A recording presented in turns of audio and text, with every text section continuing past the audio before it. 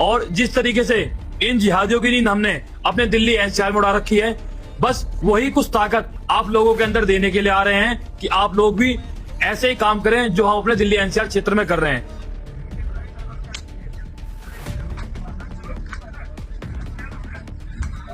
लगातार नफरतें फैला रहे हैं, उन पर किस तरह की कार्रवाई हो रही है? सवाल यह है। लगातार हम सवाल उठा रहे हैं कि जो लोग जगह जगह जाकर तांडव मचा रहे हैं, उन लोगों पर कार्रवाई आखिर क्यों नहीं हो रही है? सवाल यह भी है कि आखिर सत्ता में बैठे लोगों का क्या उनको संरक्षण प्राप्त है? क्या ऊपर से आदेश दिए गए हैं कि इन लोगों को कुछ नहीं कहा जाए? ये सब लोग वो हैं जो हमारे आदेश पर काम करते हैं। क्या सरकार के लोग राजनीतिक फायदा उठा रहे हैं इन लोगों से? सवाल है। इसी पर सदफ आफरीन अपने एक्स पर पोस्ट करती हैं। यूपी के गाजियाबाद की तस्वीर है। गाजियाबाद लगातार सुर्खियों में है। हमारा चैनल भी लगातार गाजियाबाद को अपडेट दिखा रहा है कि क्योंकि वहां पर एक संगठन है जिसका नाम HRD है। हिंदू रक्षा दल लगातार कुछ ना कुछ उत्पात मचाता रहता है। तो एक खबर निकल कर आई यूपी के गाजियाबाद से। हिंदू रक्षा दल के गुंडे जबरदस्ती दरवाजा खुलवाकर कमरे में घुस गए। कमरे में एक मुस्लिम लड़का और एक हिंदू लड़की थी। नाम पूछकर इन बेरोजगार गुंडों ने लड़के की पिटाई कर दी। बड़े ही जाहिल लोग हैं, हर किसी की जिंदगी में घुसने लगते हैं। यह सदफ आफरीन अपने एक्स पर पोस्ट करती है। साथियों, सवाल यह है, भारत आजाद है। आजाद भारत के अंदर सभी को अपने अपने जीने का अधिकार है। जब देश का संविधान, देश का कानून इस बात की इजाजत देता है कि कोई लड़का लड़की 18 साल के हो गए, उसके बाद वो अपनी जिंदगी गुजार सकते हैं कहीं भी। आप कौन होते हैं किसी का घर पहले जो है उसका दरवाजा खटखटाना, घर में घुसकर उसको मारना पीटना? ऐसे लोगों के खिलाफ गाजियाबाद पुलिस आखिर कार्रवाई क्यों नहीं करती है? सवाल यह है कि जिस तरीके से वो लड़का लड़की अपनी सहमति से अपने घर में है, किसी के घर में है, वो दोनों एक दूसरे से सहमत है, बिना सहमत के तो कोई किसी के साथ नहीं जा रहा है। हाँ, लेकिन उसके बीच में जो लोग ये घुस रहे हैं, क्या इन लोगों पर कार्रवाई नहीं होनी चाहिए? क्या इन लोगों के ऊपर अच्छे धाराओं में मुकदमा दर्ज होकर इनको जेल नहीं भेजाना चाहिए? लेकिन कुछ नहीं होता है, क्योंकि इस तरह की तमाम तस्वीरें लगातार आ रही हैं। जो यहां पर सदफ आफरीन ने पोस्ट की है, इस पोस्ट में एक छोटी सी वीडियो है। वीडियो आपको दिखा देते हैं किस तरह का मामला है। देखिए इस वीडियो को।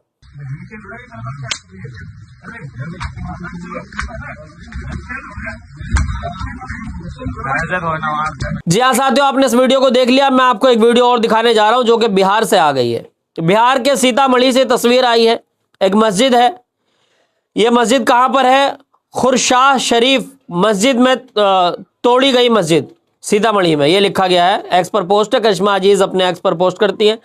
और जो तस्वीर है मस्जिद के मीनार में, मस्जिद का जो शिखर होता है, हिंदी की बात करें तो मस्जिद का जो शिखर है, यानी कि जो मस्जिद का ताज है, मीनार है, गुंबद है, ये मस्जिद का ताज होता है।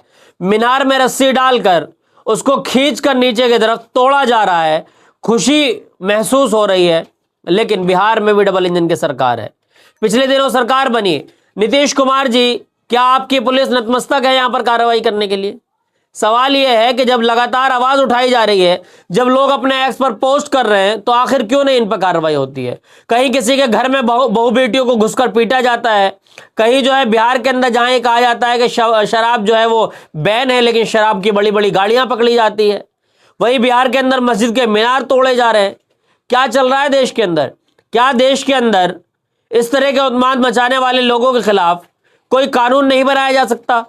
सवाल यह भी है कि क्या देश का सुप्रीम कोर्ट इस तरह के जो लोग उत्पाद मचा रहे हैं उन पर कानूनी कार्रवाई क्यों नहीं करता है?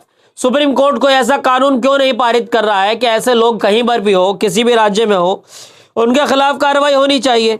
लेकिन जो ये एक गैंग है ना, जो किसी के घर में घुस जाती है, कहीं पार्क में लोगों को परेशान करते हैं, कहीं होटलों में जाके छापामारी करते हैं, ये कोई संवैधानिक पद पर बैठे लोग नहीं है। ये तमाम वो जाहिल, लुच्चे, लफंगे, गुंडे हैं जो लगातार एक धर्म को टारगेट करने का काम कर रहे हैं, लगातार एक समुदाय को पीड़ित करने का काम कर रहे हैं। कभी मजार तोड़ देंगे, कभी मस्जिद की मीनार गिरा देंगे, कभी मस्जिद के ऊपर चढ़कर भगवा झंडा फहरा देंगे। ये समझ रहे हैं कि ये पता नहीं कौन सी इनको आज़ादी मिल गई है, जबकि इन मूर्खों को समझना चाहिए कि कल तक जो इनकी नस्लों के बच्चों का टारगेट हुआ करता था कि हम IAS IPS बनेंगे, आज उन बच्चों के 20-20 साल के जवान बच्चों के हाथ में भगवा झंडा दे दिया सरकार ने, और ये कह दिया कि तुम हिंदू हिंदू करते रहो। जाग गया हिंदू, बच्चों का फ्यूचर खत्म हो रहा है, लेकिन ये जाहिल ये सोच रहे हैं कि हमारा फ्यूचर सिक्योर हो रहा है, हमारी सरकार आ गई है, हिंदू जाग गया है, हिंदू राष्ट्र बन जाएगा। हिंदू राष्ट्र की कल्पना मत करिए, हिंदू राष्ट्र तो नेपाल भी है। क्या स्थिति है नेपाल की? लोगों को खाने के लिए रोटियां नहीं है, बनाइए हिंदू राष्ट्र। लेकिन इसी की एक तस्वीर और निकल कर आई है, एक गुंडों का एक गैंग है जिसमें दक्ष चौधरी है, बड़े बड़े दाढ़ी बढ़ा रखी है, अजीब सा जोकर टाइप का व्यक्ति लगता है। उसी के कुछ साथी, एक अक्कू पंडित है, दक्ष चौधरी है, पिंकी चौधरी है। ये सब वो चौधरी हैं जो नाम के आगे चौधरी लगा रखा है, लेकिन इनकी बस की नहीं है कि किसी भी एक सिंगल व्यक्ति से कहीं भिड़ जाए। ये एक भीड़ आती है 20-25 लोगों की, 30 लोगों की, एक किसी कमजोर से व्यक्ति को पकड़कर पीट देते हैं, समझते हैं कि हमने बहुत बड़ा बहादुरी का काम करा है। तस्वीर क्या है? प्रोफेसर इलाहाबादी अपने एक्स पर पोस्ट करते हैं, दक्ष चौधरी और प्रकाश का ग्रुप रायबरेली में हेट स्पीच दिए थे। उसके बाद इन लोगों पर एफआईआर हुई, लेकिन अभी तक कोई गिरफ्तारी नहीं हुई।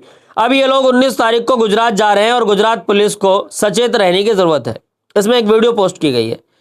ये गुजरात जा रहे हैं, ये कह रहे हैं कि वहां पर छत्रपति शिवाजी महाराज की जो है वो एक हम शोभा यात्रा निकालेंगे, उसमें सभी लोग आए, हमसे मिलने का उन्हें जो है अवसर प्राप्त होगा। ये अक्कू पंडित है, साथ में इनके साथी हैं, और ये तमाम लोग जो है गुजरात पहुंच रहे हैं। लेकिन गुजरात में भी डबल इंजन की सरकार है। मैं कह रहा हूं कि जब ये लोग ऐलान कर रहे हैं तो गुजरात की पुलिस क्यों नहीं रोक रही है इनको? साथियों, सवाल ये भी है कि जब ये लोग कहीं पर भी ऐलान करके जाते हैं, इन्होंने पीछे ऐलान किया था कि हम वहां कोट द्वार पहुंच रहे हैं, अभी ऐलान कर रहे हैं कि गुजरात पहुंच रहे हैं, तो आखिर इनके पहुंचने से पहले इनकी व्यवस्था क्यों नहीं करी जाती है? और क्यों ये बार बार धमकियां देते हैं कि यहां पहुंच रहे हैं, वहां पहुंच रहे हैं? इनके खिलाफ कानूनी कार्रवाई क्यों नहीं हो रही है?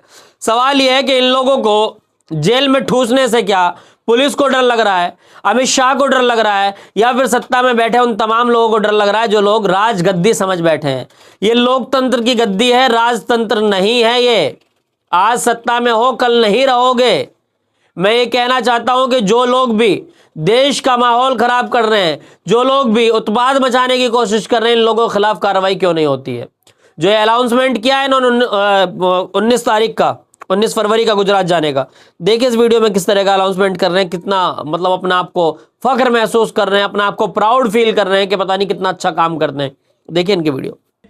और जिस तरीके से इन जिहादियों की नींद हमने अपने दिल्ली एनसीआर में उड़ा रखी है, बस वही कुछ ताकत आप लोगों के अंदर देने के लिए आ रहे हैं कि आप लोग भी ऐसे ही काम करें जो हम अपने दिल्ली एनसीआर क्षेत्र में कर रहे हैं।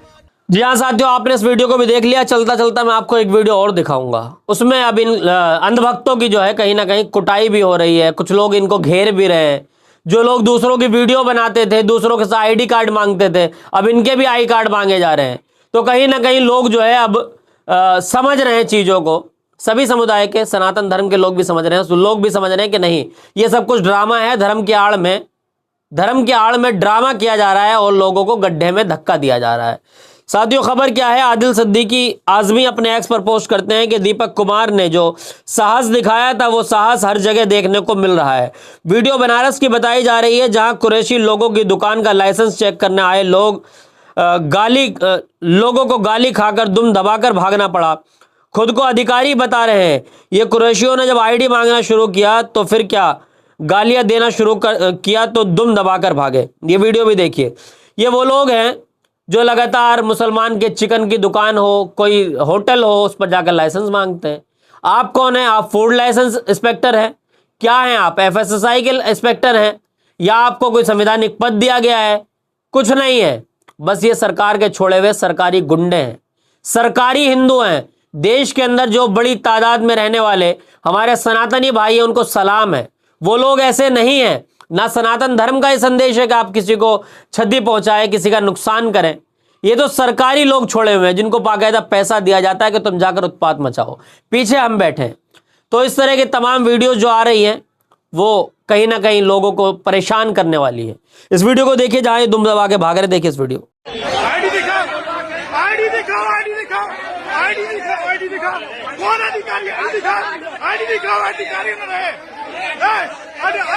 आईडी दिखाओ, आईडी दिखाओ, आईडी दिखाओ, अधिकारी न रहे।